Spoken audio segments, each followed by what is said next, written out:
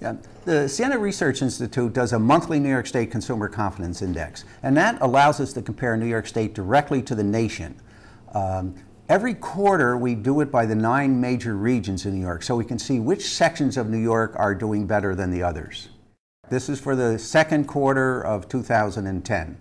It's interesting, we survey 9 regions. New York City is number 1, has been for a while, and that's not surprising. The financial industry has bounced back from the recession faster than retailing and certainly manufacturing. So New York City is in first place.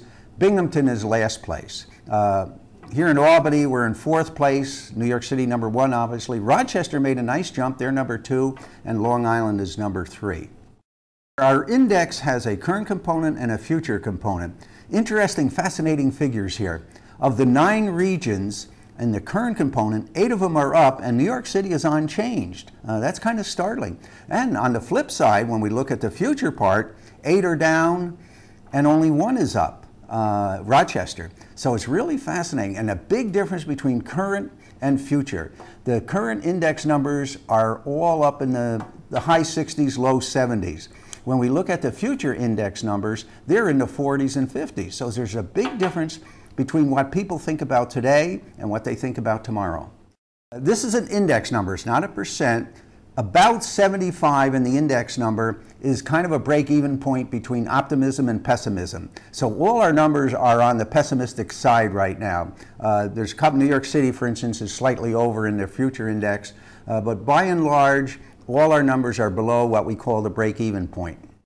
Looking about comparing the same quarter from last year to the second quarter of this year, we've got some interesting numbers. Buffalo, for instance, which is on the low side, but it's up 11% from a year ago. Syracuse is up 10%. Rochester's up 9%. So we've had some of the areas in the western part of the state, which have been very low, they took the nicest jumps from a year ago. In Albany, for instance, we're down 2 points. However, no one is above the break-even point of 75.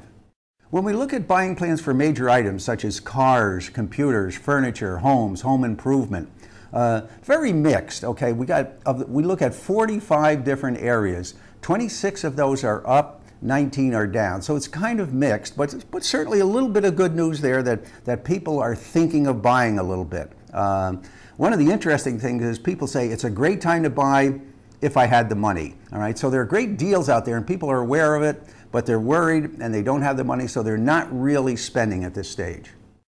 If we take a big overall macro look at the picture, essentially I could condense it down, and today is not really horrible, but I'm scared to death about tomorrow. All right, and that of course doesn't look good for future spending.